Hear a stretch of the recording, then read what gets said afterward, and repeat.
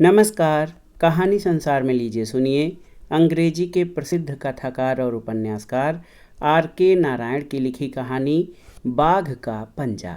वाचन स्वर मेरा यानी अनुराग चौधरी का है। इस मनुष्य भक्षी का कार्यकाल समाप्त हो गया था। जिन लोगों ने उसे मृत्यु तक पहुंचाया था वे हीरो बन चुके थे। उन्हें फूलों की मालाएं पहनाई जा रही थीं और गांव की सबसे ऊंची बैलगाड़ी पर शान बान से बैठाकर सड़कों पर घुमाया जा रहा था। इसी के पीछे एक दूसरी बैलगाड़ी में वह मरा हुआ बाघ आंखें खोले पड़ा था। उसकी लाश गाड़ी में फैली थी और पूंछ नीचे लटकती चली जा रही थी। गांव के लोगों ने दिन भर के लिए सारा कारोबार बंद कर दिया था और मर्द, औरत, बच्चे, बूढ़े सभी या तो जुलूस के पीछे चल रहे थे या जगह जगह खड़े होकर उस प्राणी को देख रहे थे जिसने इतने दिनों तक उनका जीना हराम कर रखा था। सब इस बाघ की ही बातें कर रहे थे। इसने पूरे 5 साल इलाके के अनेक गांवों में आतंक मचाए रखा था। हम भी एकटक इस दृश्य को देखते जुलूस के साथ साथ चल रहे थे। तभी उस महाबातूनी ने पीछे से हमारा कंधा थपथपा कर कहा, बहुत चकित हो रहे हो? अच्छा, जब यह लाश देखते देखते थक जाओ तो मेरे पास चले आना और मेरी बात सुनना। हम सचमुच काफ़ी थक चुके थे, इसलिए वहीं रुक गए और भीड़ जैसे ही आगे बढ़ गई उसके साथ हो लिए। वह हमें एक ऊंची टेकरी पर ले गया और एक नीम के पेड़ के नीचे बैठकर अपनी कहानी सुनाने लगा। मैं एक दफ़ा कोप्पल में ठहरा था, जो मेम्पी क्षेत्र में बहुत बिखरा हुआ बसा छोटा सा गांव है। तुम सोचोगे कि दुनिया के इस बिल्कुल उजाड़ कोने में मैं क्या कर रहा था। बताता हूँ। तुम्हें याद होगा, मैंने अक्सर तुम्हें एक फर्टिलाइज़र कंपनी के एजेंट के रूप में काम करने की बात बताई है। महीने के 25 दिन मुझे गांव-गांव जाकर लोगों को इस कंपनी के माल का प्रचार करना पड़ता था, उसके लाभ समझाने पड़ते थे। उसी के एक दौरे में मैं कोप्पल गया था। इसे वास्तव में गांव ही नहीं कहा जा सकता। 40 घर, 2 ऊंची नीची सड़कें और चारों तरफ जंगल ही जंगल। ऐसी बेकार सी जगह भी कंपनी किसी को क्यों भेजती थी, यह मेरी आज तक समझ में नहीं आया। दरअसल अगर रेल की लाइन पर यह स्टेशन न होता तो इसका उन्हें पता ही न चलता। यहाँ से एक ब्रांच लाइन गुजरती थी और एकाध गाड़ी ही रुकती थी, बाकी सब धड़ाधड़ आगे निकल जाती थीं। इसकी सभ्यता का केंद्र स्टेशन ही था। नीले कपड़े में एक कुली और एक समझदार सा बूढ़ा स्टेशन मास्टर हरी पगड़ी पहने लाल और हरे दोनों झंडे हमेशा हाथों में थामे रहते थे। तुम्हें स्टेशन के बारे में भी बता दूं, इसकी कोई इमारत नहीं थी। रेलगाड़ी का ही डिब्बा था जो अपनी सेवा समाप्त करके यहाँ खड़ा कर दिया गया था, जिसके पहिए भी नदारद थे। इसकी एक खिड़की से स्टेशन मास्टर टिकट बांट दिया करता था और जंगल में होकर गुजरते उन एकाध यात्रियों से बातचीत करता था जो भटकते हुए यहाँ आ जाते थे। दरवाजे पर सांप की तरह एक लता लंबाई तक लिपटी हुई थी और इस तरह रेल के एक भूतपूर्व डिब्बे का उपयोग कर लिया गया था। नवंबर की एक सुबह एक रेलगाड़ी मुझे इस स्टेशन पर उतारकर छुक छुक करती आगे जंगल में चली गई। बगलों में दोनों झंडियाँ दबाए स्टेशन मास्टर मुझे देखकर बहुत खुश हुआ। यहाँ इतने कम मुसाफिर उतरते थे कि कोई नया चेहरा देखते ही उसकी खुशी का ठिकाना नहीं रहता था। वह खुद ही मेरा मेज़बान बन गया और भूतपूर्व रेल के डिब्बे में ले जाकर मुझे एक स्टूल पर आराम से बिठा दिया। बोला, मैं 1 मिनट में सब काम निपटा देता हूँ। फिर कुछ भूरे से कागज़ उठाए, उन पर कुछ लिखा और वापस रख दिए। उठकर डिब्बे में ताला लगाया और मुझे घर ले चला। घर बहुत छोटी पत्थर की इमारत थी। सिर्फ एक कमरा, किचन और आंगन, एक अदद बीबी और 7 बच्चे। उसने मुझे खाना खिलाया, मैंने कपड़े बदले, फिर सहायक के साथ मुझे गांव देखने भेज दिया जो उसके घर से करीब 1 मील दूर था। मैंने 40 घरों के लोग इकट्ठे किए और मुखिया के घर के सामने उन्हें बिठाकर भाषण दिया। उन्होंने बड़े धीरज से मेरी बातें सुनी, मेरे दिए फर्टिलाइज़र के सैंपल लिए और इनका उपयोग किस तरह किया जाना है ये समझने की कोशिश की। फिर मेरी बताई बातों पर टीका टिप्पणी करते वे अपने काम धंधे पर चले गए। इसके बाद झुटपुटा होते ही मैं अपना सामान समेटकर वापस चला। तब मेरे कान बज रहे थे और गला सूख गया था। इस वक्त 2 गाड़ियां गुजरनी थी, लेकिन यहाँ रुकने वाली गाड़ी सवेरे 5:30 बजे आनी थी। स्टेशन मास्टर के घर खाना खाने के बाद मैंने सोचा कि अब मुझे चलना चाहिए। एक कमरे में 9 लोगों के सोने के बाद मेरे लिए वहाँ जगह न होती। मैंने कहा मैं प्लेटफॉर्म पर सो जाऊँगा, तो स्टेशन मास्टर ने कहा नहीं, हरगिज़ नहीं, यह बड़ी खतरनाक जगह है, आपके शहर की तरह नहीं, यहाँ बाघ भरे पड़े हैं। उसने कहा मैं स्टेशन के भीतर सोऊं? यह भी बिल्कुल भरा था। एक बड़ी मेज, कुर्सी और स्टूल ने सारी जगह घेर रखी थी। मैंने यह सब एक तरफ सरकाए और एक कोने में लेटने भर की जगह बना ली। यहाँ मुझे 8 घंटे काटने थे। मैं लेट गया और सुनसान जंगल की तरह तरह की आवाज़ें सुनने लगा। पेड़ पौधों के बीच से गुजरती तेज हवा की आवाज़ें, कीड़े मकोड़ों की खूं सां तार खंभों से निकलती, खड़ खड़ खड़, यूं यूं। परेशान होकर मैं उठा, दरवाज़ा बंद किया और फिर लेट गया। इससे भीतर सख्त गर्मी हो गई और सो पाना मुश्किल हो गया। फिर उठा, दरवाज़ा जरा सा खोला कि हवा आए, कुर्सी उससे टिका दी और जाकर बिस्तर पर लेट गया। मैं सो गया और सपना देखने लगा। मैंने देखा कि एक पहाड़ी के किनारे खड़ा हूँ और नीचे घाटी में देख रहा हूँ। हल्की पीली चांदनी बिखरी पड़ी है। दूर एक पेड़ के पास बिल्ली जैसे कई प्राणी ढाल पर चल रहे हैं। उनकी छायाएं ज़मीन पर पड़ रही हैं। शान से धीरे धीरे आगे बढ़ते हुए बड़े अच्छे लग रहे हैं। मैं इस दृश्य को देखता इतना मगन हो गया कि ये नहीं देख पाया कि वे अब नीचे उतरने की जगह ऊपर चढ़ने लगे हैं और मेरे बहुत पास आ पहुँचे हैं। मैं मुड़ता हूँ तो क्या देखता हूँ कि अब वे बिल्ली की तरह छोटे नहीं रह गए, बल्कि बड़े होकर भूरे बाघ बन गए हैं। यह देखकर मैं डर जाता हूँ और दौड़कर स्टेशन के कमरे में पहुँच जाता हूँ। इस जगह आकर सपना खत्म हो गया, क्योंकि दरवाजे से अड़ी कुर्सी लुढ़क कर मेरे ऊपर आ गिरती है। मैं आंखें खोलता हूँ तो देखता हूँ एक बाघ दरवाजे से भीतर आने की कोशिश कर रहा है। मेरी चेतना के लिए यह एक ऐसा गड्डम गड्ड क्षण था जब मैं समझ नहीं पा रहा था कि मैं अभी सपना देख रहा हूँ या जाग गया हूँ। पहले मुझे लगा कि स्टेशन मास्टर ही भीतर आ रहे हैं, लेकिन सपने ने दिमाग को तैयार कर दिया था। मैंने तारों भरे आकाश में स्पष्ट देखा कि पूंछ हिलाता, हुंकार भरता और बिजली जैसी चमकती आंखों से देखता बाघ ही भीतर घुस रहा है।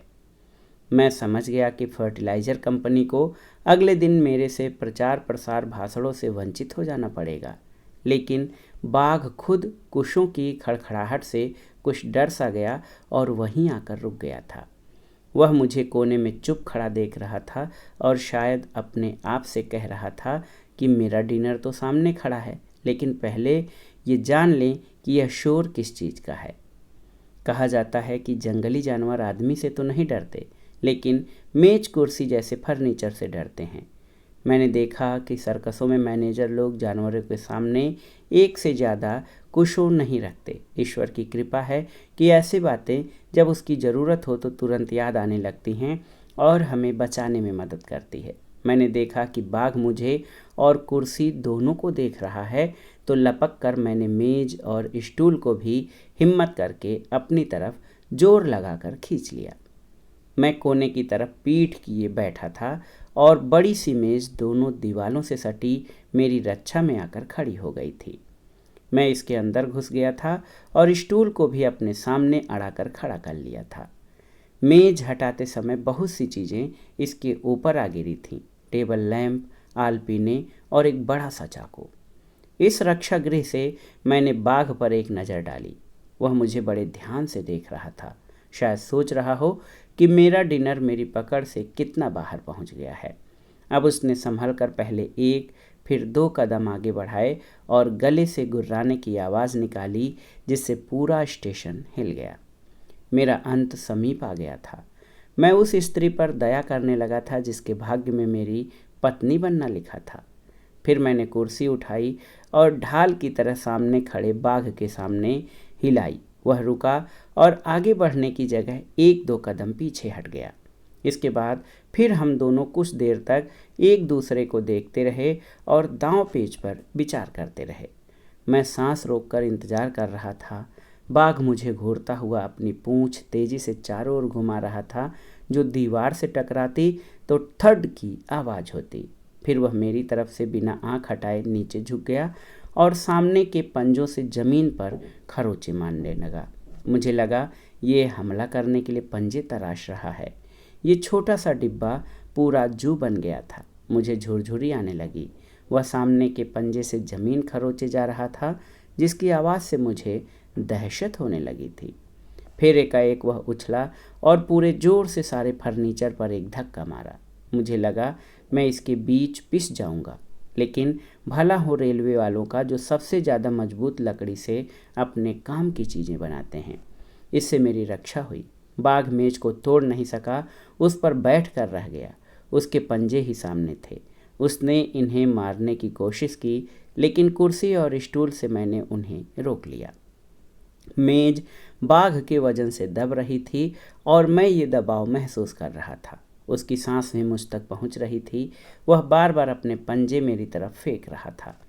इससे मेरे बदन के कुछ टुकड़े तो निकाल कर वह खा सकता था, लेकिन मैं एकदम बीच में सिकुड़ कर जम गया था, उसके पंजों की पहुंच से बस बाल बराबर दूर।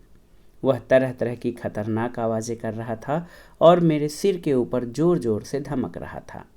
अगर वह नीचे उतर आता तो वह कुर्सी को एक किनारे ढकेल सकता था, लेकिन कुर्सी की बनावट उसे परेशान करती रही। वह इसे खतरा समझकर इससे दूर हो जाना चाहता था। मैं एक जगह आकर रुक गया था। फिर वह मेज से नीचे कूदा और उसके चारों तरफ ये देखने के लिए एक चक्कर लगाया कि कहीं जरा सी सेंध मिल जाए। मैंने कई दफ़ा कुर्सी उसके सामने घुमाई, लेकिन उसने इसे छू कर देखा तो समझ गया ये कोई खतरनाक चीज़ नहीं है। ये समझकर उसने इसे सामने से हटाने की कोशिश की, लेकिन मैं ज़्यादा चालाक निकला। मैंने कुर्सी अपनी तरफ खींचकर उसे मेज के कोने से फंसाकर वहीं जमा दिया। अब एक तरफ कुर्सी और दूसरी तरफ स्टूल मेरी रक्षा में तैनात थे।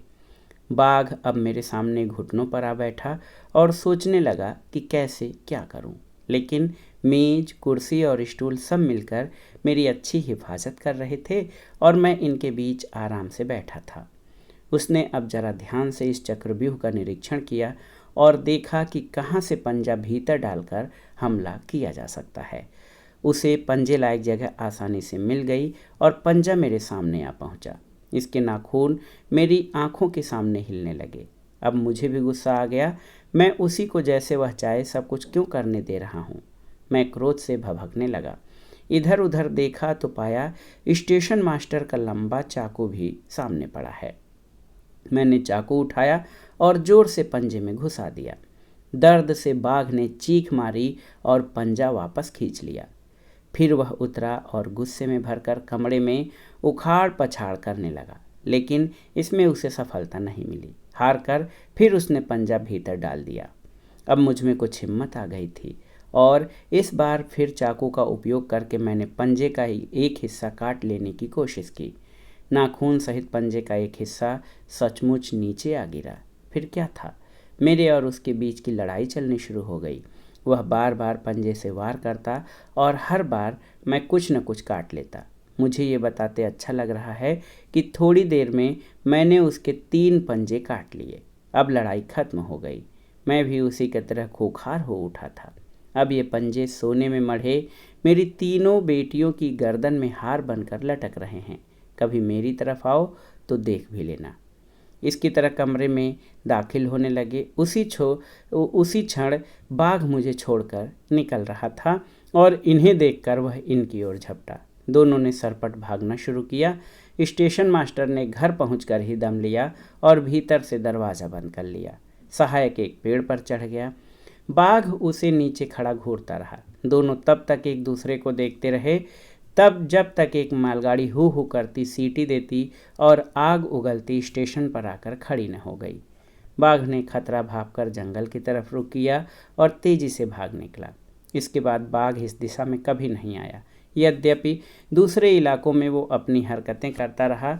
मेरी फिर उससे मुलाकात नहीं हुई। अभी आधे घंटे पहले जब वह बैलगाड़ी की सवारी कर रहा था, मैंने उसे फौरन पहचान लिया। दाहिने पंजे को देखकर, जिसके 3 हिस्से और नाखून गायब हैं, तुम लोग उन वीर बहादुरों से बहुत प्रभावित दिखाई दे रहे थे जिन्होंने बंदूकों के बल पर उसे जीता है। इसलिए मैंने सोचा कि मैं तुम्हें एक ऐसे मामूली आदमी की कहानी सुनाता हूँ जिसने अकेले और खाली हाथ उनका सामना किया और उसे परास्त किया।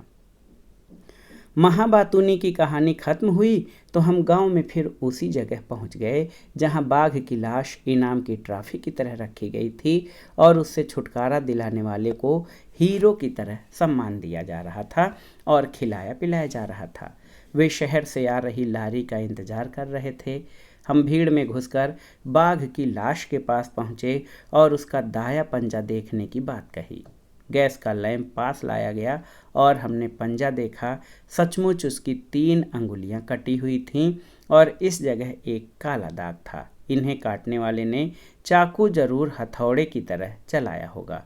पूछने पर शिकारियों ने कहा, पता नहीं ये कैसे होता है, हमने कई बाघों में ये बात देखी है। सुना है कि कुछ आदिम जातियां जब शिशु बाघों को पकड़ती हैं तो ताबीज़ के तौर पर उनके अंगूठे काट कर रख लेती हैं। शिशु बाघों को मारना अच्छा नहीं समझा जाता। तो ये था R.K. नारायण का लिखा बहुत ही महत्वपूर्ण एक तरह से कल्प बाघ का पंजा। ये कहानी बहुत ही महत्वपूर्ण है और अगर आप देखेंगे तो ये बाल कहानी भी है और बच्चों के लिए भी महत्वपूर्ण कहानी है। कहानी सुनिएगा और हमें कमेंट बॉक्स में ज़रूर बताइएगा कि कहानी आपको कैसी लगी। कहानी सुनने के लिए धन्यवाद। नमस्कार।